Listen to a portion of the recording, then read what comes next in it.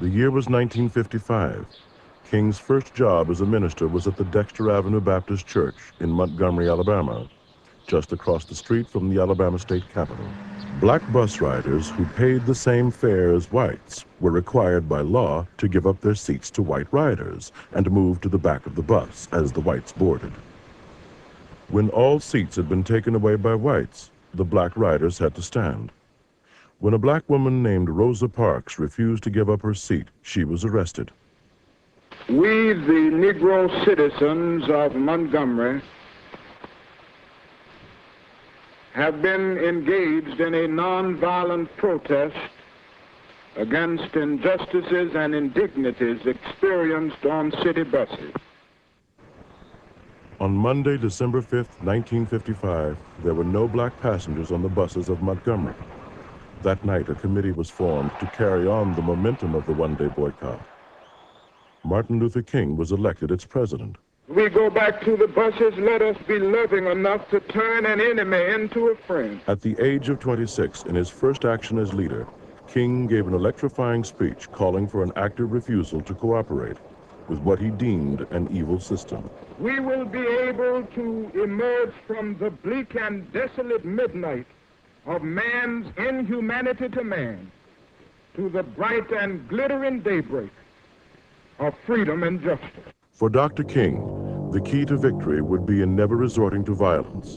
The white citizens of Montgomery, however, had a different agenda. All public carriers operating in Alabama are hereby directed to strictly adhere to all present existing segregation laws in our state or suffer the consequences.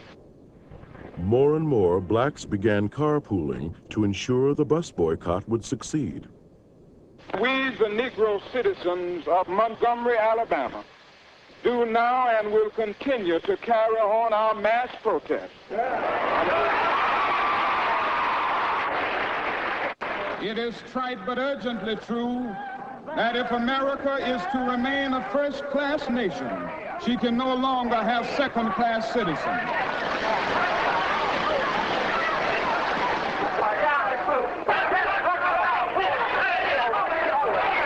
Every one of you, stay off of here. You boy, get off of here.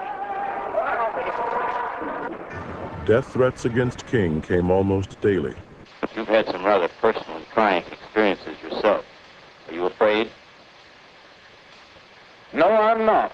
My attitude is that this is a great cause, it is a great issue that we are confronted with, and that the consequences from my personal life are not particularly important.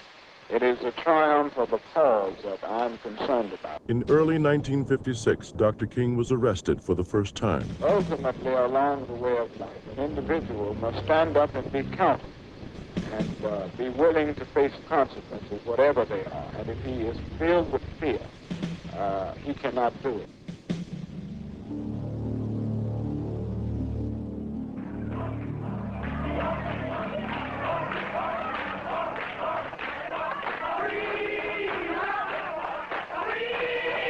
The attempts to intimidate King and his calm response accelerated his rise to true leadership in the black community.